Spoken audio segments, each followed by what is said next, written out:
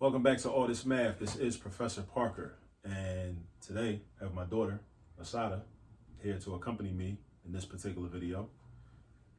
How was your day at school today, Assata? Wonderful. Wonderful. That's a pretty strong adjective. I'm glad you had a wonderful day at school. Assata, what's today's date? September 21st. Okay, all right. And who's this on my t-shirt? Kwame Nkrumah. Osajifo, Kwame Nkrumah. Osajifo means the Great Redeemer, by the way. That was one of his nicknames, right? And why do you think I'm wearing this t-shirt today? Because it's his birthday. It's his birthday.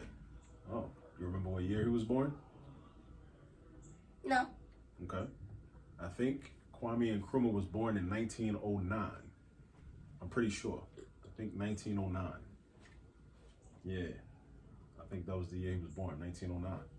I think it says so on our calendar, the calendar that we have in the kitchen, the calendar that I was given by the good people at the Ashe Academy School down in Coldwater, Mississippi.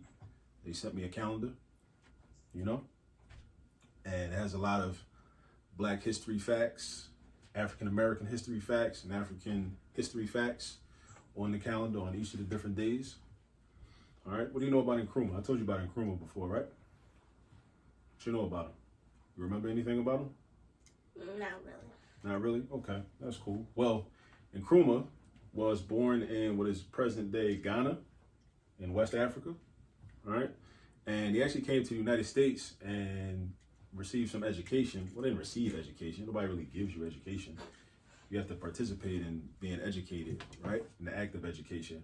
So he actually went to Lincoln University, which is a historically Black college, where I got my master's degree from, right, here in Pennsylvania. And he also went to UPenn later, before returning to Europe and went to England and got another degree. And then he later became the first president of independent Ghana, right, when Ghana gained independence from Great Britain, right, at least political independence. They didn't gain economic independence at the time, but they gained political independence. So, but then there was a coup when Nkrumah left the country, and then he wasn't able to come back into the country, but then the good brother, remember his name, Ahmed Sekou Touré. Ahmed Sekou Touré in a neighboring country called Guinea, who was another fellow revolutionary Pan-Africanist. He said, brother, come over here, we'll be co-presidents in Guinea. All right, and this is also part of the reason that Kwame Touré, who was born Stokely Carmichael, changed his name to Kwame Touré because he worked with those two brothers in Guinea, right? And he took the Kwame from Kwame Nkrumah's name, and that became his first name.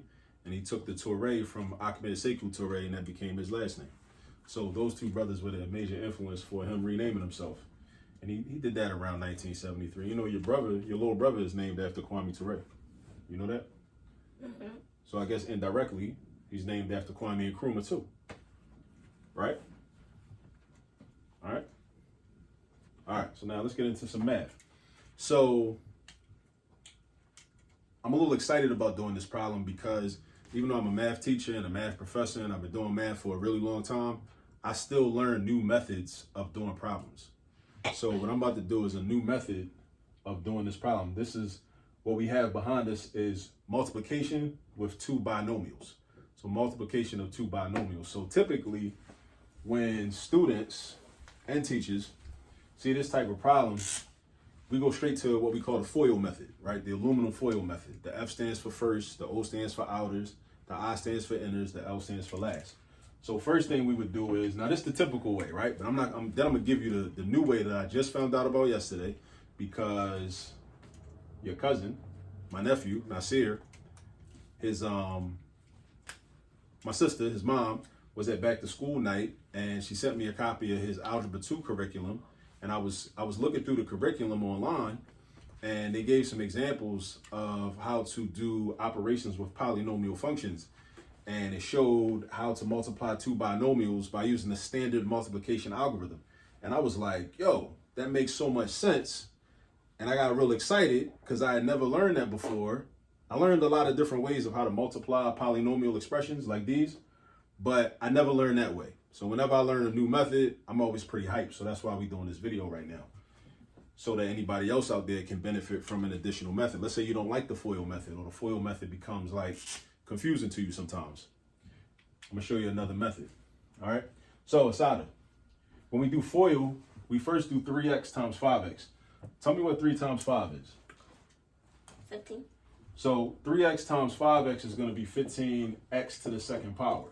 Because when you do x times x, you get x to the second power, because you take the exponent from this x and the exponent from this x, you add them together to get 2.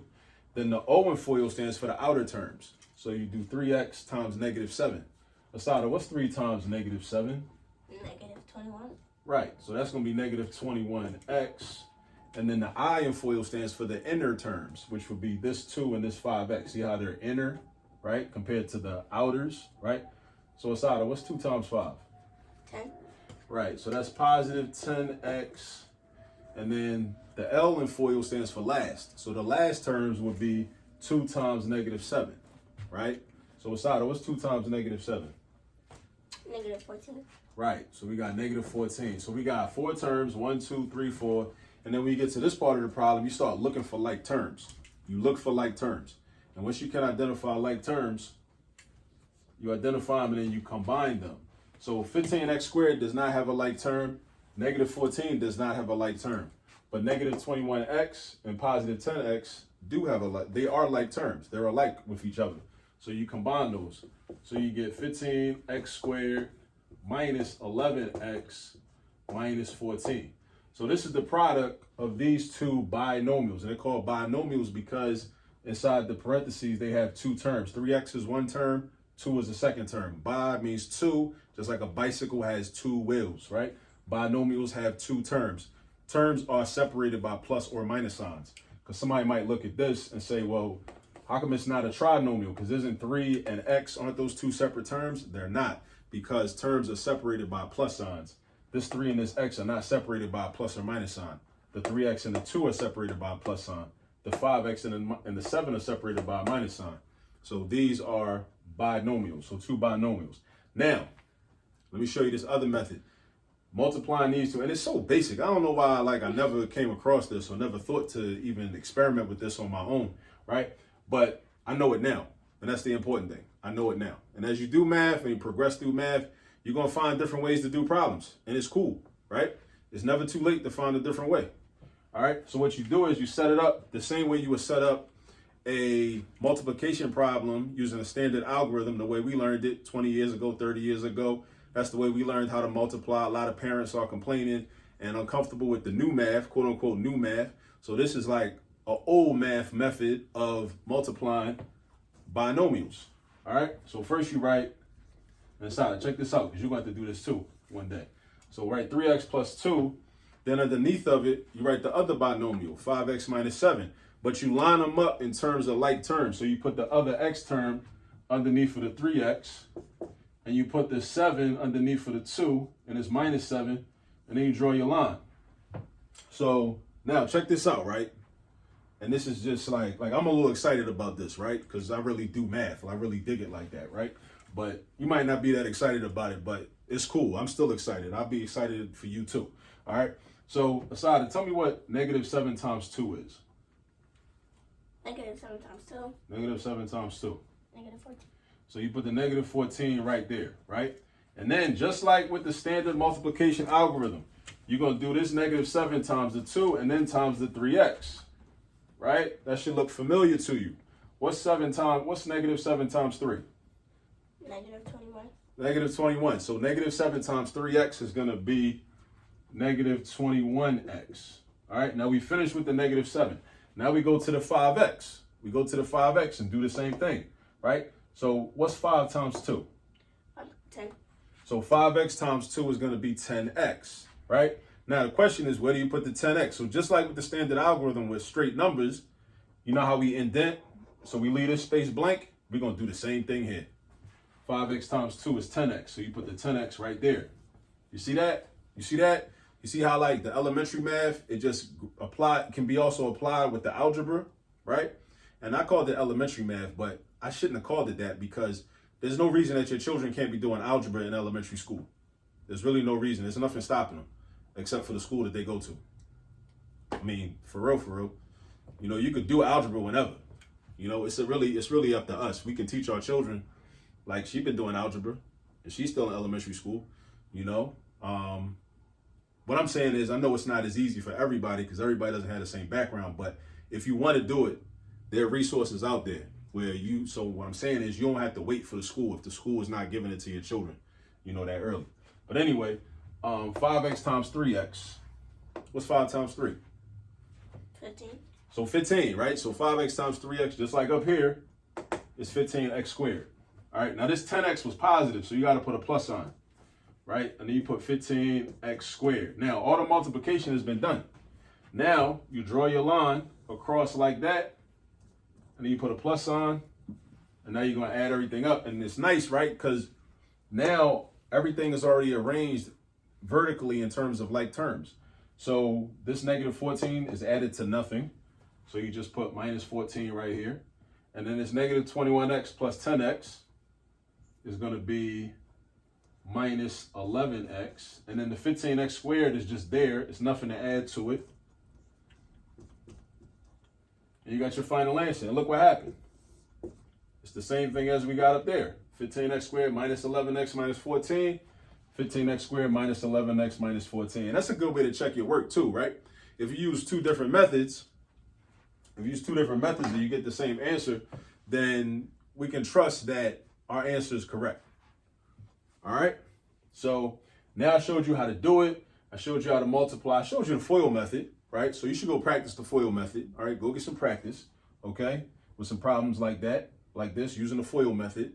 Also, practice using the standard algorithm for multiplication, where the binomials are stacked on top of each other. And this is cool too, because this works with trinomials, 4-term polynomials. It works with, you know, if you have different polynomials with different amounts of terms, like you can multiply a trinomial by a binomial, you know, because remember, you can only use the FOIL method when you got two binomials that match up. If you don't got two binomials, you can't do FOIL. All right. So two trinomials, you can't do FOIL. One trinomial and one binomial, you can't do FOIL. Right. So there's that. All right. And this is the final answer. Right. So get some practice using the standard algorithm for multiplication. Also get some practice using the FOIL method. All right. You got any last words before we shut this down? No. No? Okay. All right. Did you learn something today? Yeah. Good. That's what matters. As long as you learn something. All right, so we about to go record some more videos, and you go get some practice, and we'll catch up to you in the next video. Hit the button.